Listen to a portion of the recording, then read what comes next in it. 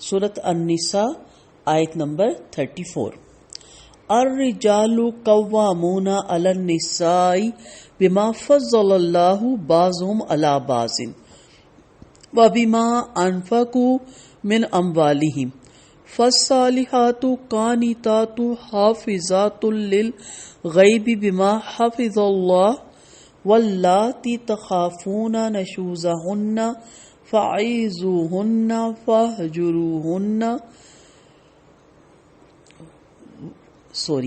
वहजुरूहुन्ना fill मज़ाजिहि वज़रिबूहुन्ना फ़इन अतानाकुम फला तबतगू अलैहिन्ना सबीला इन्नल्लाह काना अलिय्यन कबीरा।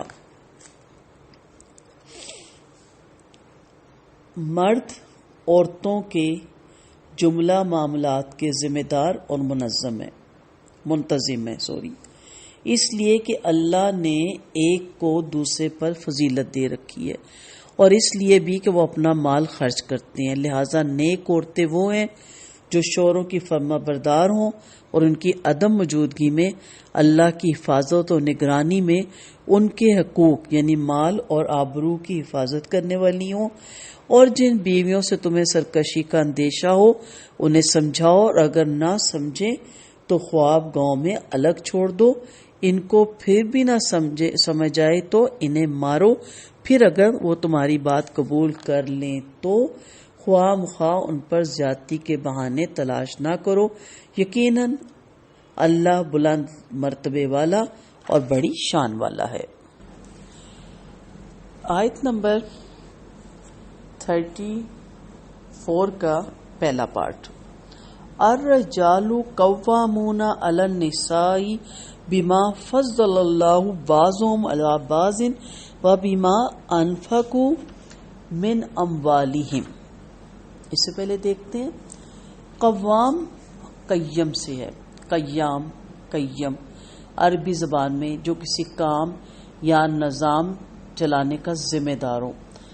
अक्लन ये ज़रूरी होता है कि घर को चलाने के लिए कोई सरबराह या अमीर हो।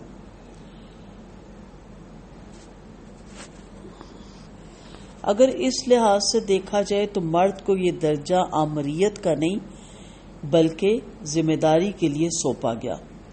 मर्द का हाकिम होना यहाँ नहीं बताया गया बल्कि मर्द का मुंतजिम होना बताया गया और मर्द के मुंतजिम होने से औरत का दर्जा कम नहीं हो जाता।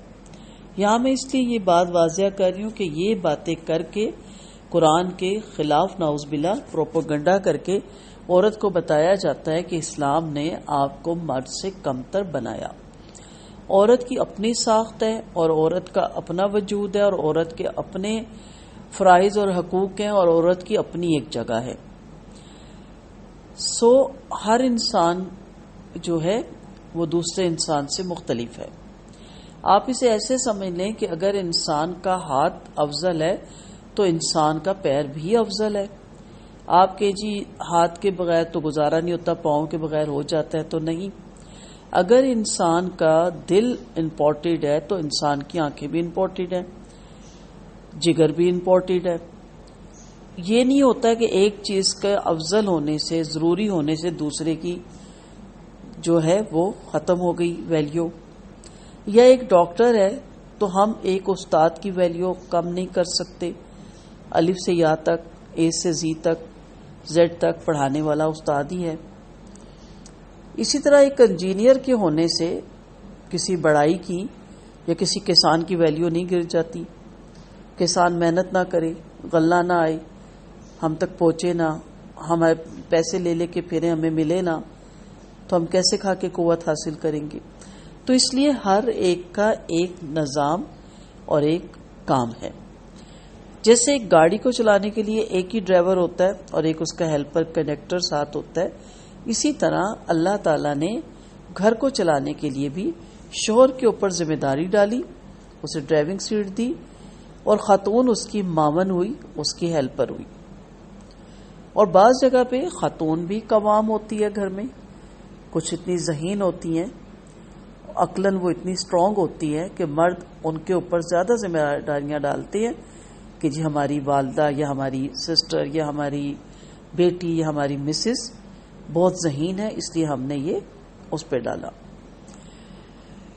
اب آپ دیکھیے گھر میں آپ کا والد قوام تھا، بالکل تھا، ہم نے ایکسیپٹ بھی کیا تھا، ہم نے رسپیکٹ میں بھی کمی نہیں کی، ان کے بات ماننے میں بھی بالکل ہمیں کوئی جھجک نہیں، اور ہم اپنی فرینڈز میں اپنی کولیگز میں یہی کہتے تھے کہ والد نے اس چیز کی اجازت نہیں دی، تو وہ بھی خاموش ہو جاتی تھی، یا ہم والد سے پوچھے بغیر نہیں جا سکتے، یا والد کو پتہ چلے گا تو انہیں برا لگے گا، والد نے ان چیزوں کی پابندی لگا رکھی ہے، تو سارے خاموش ہو جاتے ہیں۔ اسی طرح بھائی جو بڑا ہوتا ہے وہ قوام ہوتا ہے، ہم اس کا بھی بڑا مان رکھتے ہیں، مان ہوتے ہیں نا ہماری، تو ہم ان کا مان نہیں توڑتے، ہم کہتے ہیں بھائی نے منع کیا ہے، بھائی اس چیز کو پسند نہیں کرتا، ایون کہ بعض یونیورسٹی میں ایڈمیشن ہی نہیں لینے دیتے تو وہ بھی خاموش ہو جاتی ہیں بچیاں کہ بھائی کو یہ چیز نہیں پسند، بھائی کو باہر کا ماحول نہیں پسند۔ بعض جگہ بیٹے قوام ہو جاتے ہیں، وہ اتنے ذہین ہوتی ہیں، یا وہ باہر کے حالات کے پیش نظر کچھ رولز بنا دیتے ہیں، تو مائیں کہتی ہیں بیٹا ہے، بڑا ہے، سمجھدار ہے، اب اس کے ساتھ بحث تو نہیں ہو سکتی، مرد ہے، باہر موو کرتا ہے، سارے قوام ہم مان لیتے ہیں۔ مسئلہ کہاں آتا ہے؟ شوہر پہ آ کے، شوہر کے پاس آ کے ہم برابری پہ کھڑے ہو جاتے ہیں، شوہر کے پاس پہنچتے ہی ہم شانہ بشانہ کھڑے ہو جاتے ہیں۔ باپ کے تو شانہ بشانہ ہم نہیں کھڑے ہوتے، بھائی کے تو نہیں کھڑے ہوتے، بیٹے کے تو نہیں کھڑے ہوتے، باپ کے ساتھ ہم باہر نکلتے ہیں تو بڑے محفوظ سمجھتے ہیں کہ وہ ہمارا قوام ہے، وہ ہمارا محافظ ہے، کوئی ادھر دیکھتا بھی نہیں والد کے ساتھ بچی جا رہی ہو یا بھائی کے ساتھ جا رہی ہو یا خاتون اپنے بیٹے کے ساتھ جا رہی ہو، کوئی ادھر دیکھتا بھی نہیں۔ شوہر کے ساتھ جائیں تو ہم کہتے ہیں ہماری شان اونچی ہو، ہم اس کے پیچھے کیوں چلیں، ہم اس کی بات کیوں مانیں۔ تو اصل چیز کیا ہے کہ ہماری سوچ خراب کی جا رہی ہے اور ہمیں سرکشی پہ آمادہ کیا جا رہا ہے، تاکہ جو ہمیں ایک گھریلو سکون اسلام نے دیا تھا، ایک عزت دی تھی، وہ ہم سے چھین لی جائے۔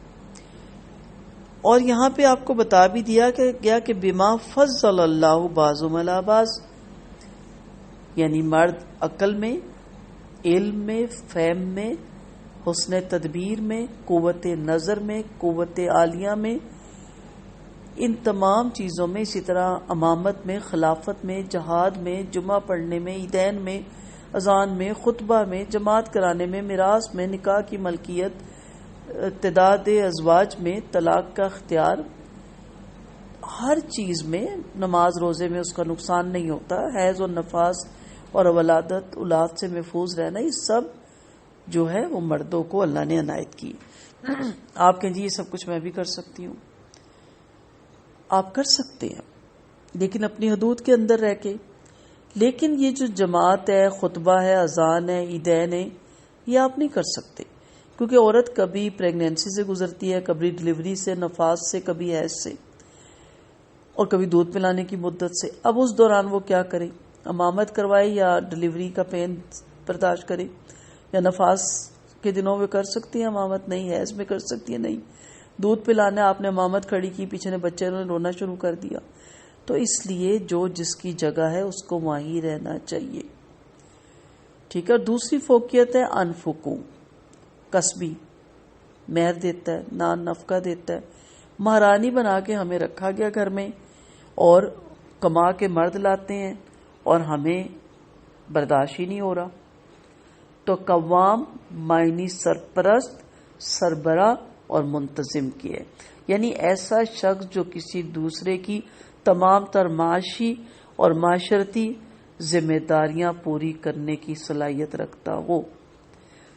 انہیں تو ہمارے کاموں اور ہماری حفاظت اور ہمارے نان نفقے پہ لگا دیا، ان پہ جرا کیا کرنی، وہ تو تقریباً طرز کے قابل ہو گئے نا۔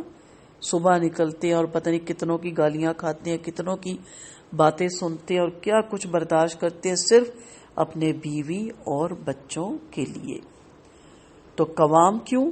جسمانی ساخت کے لحاظ سے عورتوں سے مضبوط ہوتے ہیں، نان نفقہ ادا کرتے ہیں۔